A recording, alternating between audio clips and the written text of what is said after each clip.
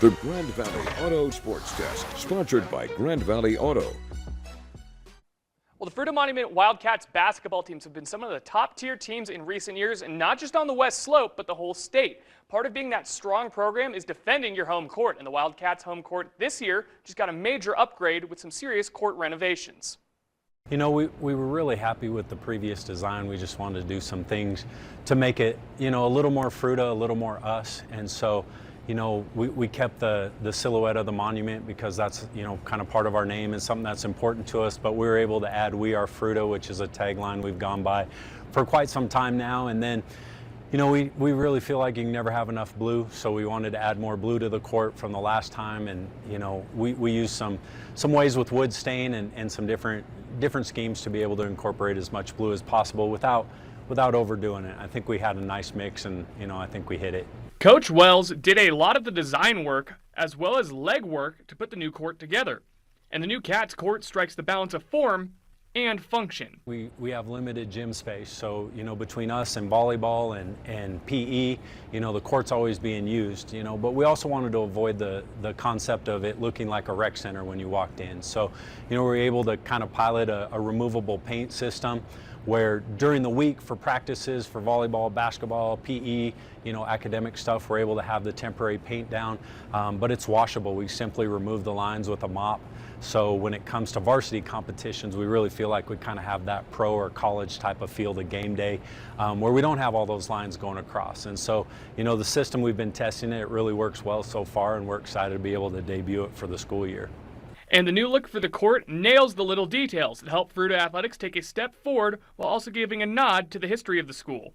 Yeah, you know, when we had to have an accent color for some of the side courts, you know, as you look back into our history, we have some light blue blended into some of the old uniforms and logos and stuff as I was looking back. And so, you know, when we had an opportunity to select that, you know, we thought it was a good accent color that still fit the blue family, but was just a little homage to our history a little bit. As for the Wildcats players, well, one of the standouts on the boys team, Coach Wells' son, Jet Wells, well, he already gives the new hardwood a thumbs up. I was kind of joking with Jet because, you know, he thinks he has logo range like Steph Curry, that we were making the logo about 2 feet shorter, you know, this time around than last time. And so, you know, one of the first things he had to do when he walked out was stand in the logo and kind of see the new distance, and he just kind of made the comment that it was still in range. So he was pleasantly surprised that he still could shoot his logo threes, I guess. Now let's check in on some results on the diamond. The Grand Junction Jackalopes, well, they erased a 9-1 lead last night in their matchup, but couldn't seal the deal against one of the top teams in the Pioneer League at this point in the season, the Rocky Mountain Vibes, falling 12-11. Could the Jacks take the third game of the 6-game set against their Front Range foe?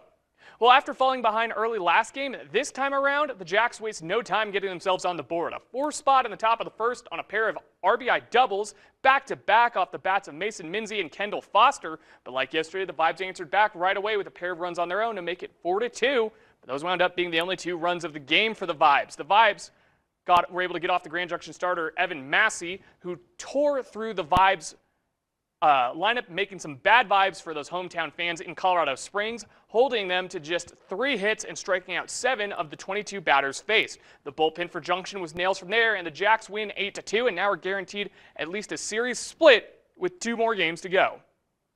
The Rockies, meanwhile, well, they erased a 7-1 lead early on against the Arizona Diamondbacks, putting up 6 runs in the bottom of the 4th with a pair of homers off the bats of McMahon and Moniak. But in the late innings, the Snakes struck for 7 more, and they take game 1 of the series in a shootout, 14-8. That'll do it for your look at sports. We'll be right back.